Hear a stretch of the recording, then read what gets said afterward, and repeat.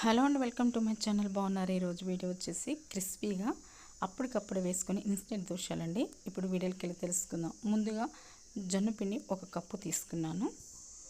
1 cup జొన్నపిండికి 3 కప్పులు నీళ్లు పోసుకుంటే చాలా పలసగా ఉండాలండి. ఇది 1 కప్పు నీళ్లు పోసుకోవాలి. 2 కప్పులు నీళ్లు పోసుకొని బాగా కలుపుకొని ఒక 5 నిమిషాలు అవన్నీ కట్ చేసుకునే లోపు చక్కగా ఇది నానిపోయి మంచిగా పిండి తయారవుతుందండి. ఇలా 3వ కప్పు కూడా పోసుకొని ఇలా ఉండలు లేకుండా కలుపుకొని పెట్టుకున్నాను. సాల్ట్ కూడా ఇంకా వేసుకోలేదనమాట. చూడండి, నేను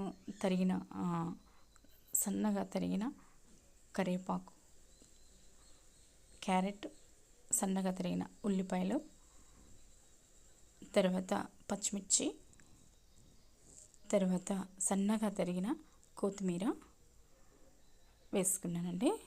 ఇవన్నీ వేసుకొని బాగా కలుపుకోవాలి. బాగా కలుపుకుంటే దోశలు కూడా చాలా క్రిస్పీగా వస్తాయి అన్నమాట. ఇలా కలుపుకొని తగినంత సాల్ట్ వేసుకున్నాను. లాస్ట్కి తగినంత సాల్ట్ వేసుకొని బాగా కలుపుకొని ఒక 5 నిమిషాలు పక్కన పెట్టుకుంటే సరిపోతుంది. చూడండి, ఇలా బాగా కలుపుకోవాలి.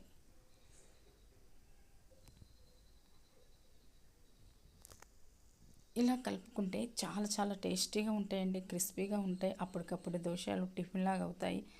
బరువు తగ్గాలనుకునే వాళ్ళకి ఈ జొన్నపిండి దోశలు చాలా బాగుంటుందండి. 10 నిమిషాల తర్వాత మరలా ఇలా పిండి అంతా అడుక్కుపోయి ఇలా కలుపుకోవాలి. చూడండి, పెనం ముందే వేడి పెట్టుకొని ఇలా మనం గరిటెతో పోసుకోవచ్చు, గిన్నెతో పోసుకోవచ్చు అండి. ఇలా క్రిస్పీగా వస్తే టేస్ట్ మాత్రానికి చాలా చాలా చాలా బాగుందండి.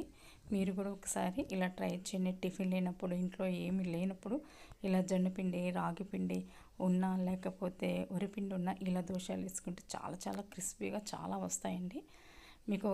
మీకు ఈ వీడియో నచ్చినట్లయితే తప్పకుండా లైక్ చేయండి, షేర్ చేయండి, సబ్స్క్రైబ్ చేసుకోండి. ఎలా ఉందో కామెంట్స్ తెలియచేయండి. నేనైతే దీంట్లో ఒక చట్నీ కూడా తయారు చేయలేదండి. ఇలా తిన్నా కూడా భలే టేస్టీగా ఉన్నాయండి. మీకు నచ్చితే తప్పకుండా లైక్ చేయండి. Thank you for watching.